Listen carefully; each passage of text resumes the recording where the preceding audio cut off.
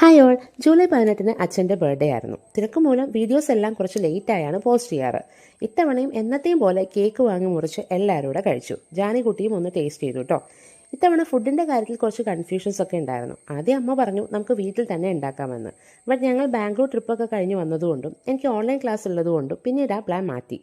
സ്വിഗ്ഗിയിൽ നിന്ന് order ചെയ്യാമെന്നായി next plan. അപ്പോൾ നല്ല ഹോട്ടൽസിലൊന്നും സദ്യ അവൈലബിൾ അല്ലായിരുന്നു. പിന്നെ നൈറ്റ് ഡിന്നർ സർപ്രൈസായി കാലിക്കോ ക്യൂസിനിൽ കൊണ്ടുപോകാമെന്നായിരുന്നു അടുത്ത പ്ലാന്. എന്നാൽ ലാസ്റ്റ് എല്ലാം ക്യാൻസൽ ചെയ്ത് ഞങ്ങൾ എത്തിയത് ബാലേട്ടൻ്റെ കടയിലേക്കാണ്. എൻ്റെ ഹസ്ബൻഡ് മുമ്പെങ്ങോ കണ്ട ഒരു യൂട്യൂബ് ഷോർട്സിൽ നിന്ന് എടുത്തു വച്ച സ്ക്രീൻഷോട്ടിൽ നിന്ന് ഞങ്ങൾ കോൺടാക്റ്റ് എടുത്ത് വിളിച്ചു. വളരെ സ്നേഹത്തോടെയുള്ള ഫോൺ സംഭാഷണം.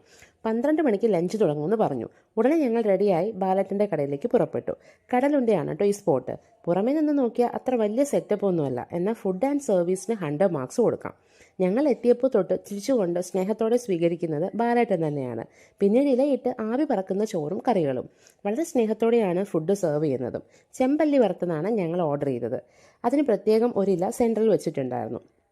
ഫുഡ് ഐറ്റംസ് ഒക്കെ സീ ഫുഡാണ് ഇവിടുത്തെ സ്പെഷ്യൽ എന്ന് എനിക്ക് തോന്നി കേട്ടോ. എനിവേ എല്ലാം നല്ല ഫ്രഷ് ആൻഡ് ടേസ്റ്റിയാണ്. ഫുഡ് കഴിച്ച് വെറുതെ ഒന്ന് അതിലെ നടന്നപ്പോൾ ചുമരിൽ മൊത്തം പല സെലിബ്രിറ്റീസും അവിടെ വിസിറ്റ് ചെയ്ത ഫോട്ടോസുണ്ട്. ഞങ്ങൾക്ക് എല്ലാം കൊണ്ടും ഇഷ്ടപ്പെട്ടു. നിങ്ങൾ പോയിട്ടുണ്ടെങ്കിൽ പറയണേ, ഇല്ലെങ്കിൽ പോയിട്ട് നിങ്ങളുടെ അഭിപ്രായം അറിയിക്കണം കേട്ടോ. അപ്പോൾ ഇത്രയുള്ളൂ വീഡിയോ. ഇഷ്ടമായെങ്കിൽ ലൈക്കും കമൻറ്റും ചെയ്യണേ. താങ്ക്